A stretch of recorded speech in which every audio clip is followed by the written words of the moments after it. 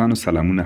په دې ویډیو کې نن درته په انسټاګرام کې د سلیپ موډ په اړه یا د خوب موډ چې ورته وایي هغې په اړه تاسو ته معلومات درکوم. د دې فالوور سره تاسو کولی شئ کله تاسې مصروفه یاست او یا هم نه غواړئ چې تاسو ته د انسټاګرام اکاونټ نوټیفیکیشنز یا هم پیغامونه درته راشي، نو تاسې به هغه لپاره انسټاګرام ته لومړی لاړ شئ، بیا په پروفایل باندې کلیک کوئ، بیا په درې خانو باندې نه وروسته په نوټیفیکیشنز اپشن به کلیک کوئ. دلته دغه دوم اپشن چې تاسې نه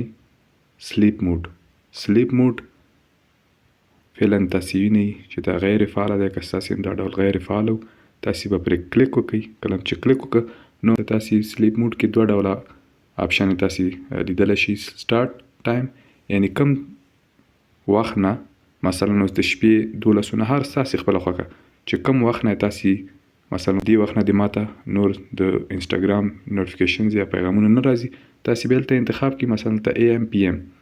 که غواړئ تاسې د شپې 12 بجو نه تاسو ته پیغامونه رانشي نو تاسې به 12 AM یا 12 AM انتخاب کړئ. هغه وروسته اوکې باندې به کلیک کړئ او بیا اینډ ټایم یعنی کوم وخت پورې اینډ ټایم کې هم ستاسې خوښه چې تر څو بجو پورې، مثلا زه اوس غواړم چې شپې 12 نه تر سهار 8 پورې د ماته پیغامونه نه راځي، میوټ دی وي، نو انتخاب چې مې کړ هغه نه وروسته په اوکې کلیک کوم.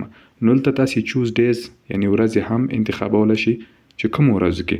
که غواړئ چې ټولو ورځو کې دې همداسې وي نو بیا خو دلته تیار ګورئ تاسې دا خانې چې شینچکې غوندې آبي رنګ کې وي نو دغه مثلا دا ورځې انتخاب شوي دي. دلته تاسې لاندې وینئ ټولې خانې دلته یا ټولې ورځې انتخاب شوي، ستاسې خوښه بیا هسې د سنډې یعنی یکشنبې همداسې منډې همداسې دغه تاسې لیدلی شئ دلته.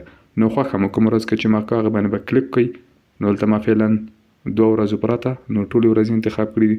نو هغه نه وروسته کله چې ما که سیو باندې به کلیک کوئ نو دې اپشن فالوول سره نور تاسو ته کوم مشخصه یا کوم تاسو چې وخت انتخاب کړی دی هغه وخت کې به تاسو ته نوټیفیکیشنونه یا هم پیغامونه نه راځي. نو دا و د نن ویډیو. که ویډیو مو خوښه شوي درسره لایک کړئ، که کوم نظر یا پوښتنه لرئ د کمنټ باکس ته شریک کړئ، که چینل ته نوي یاستئ درسره سبسکرایب یې کړئ.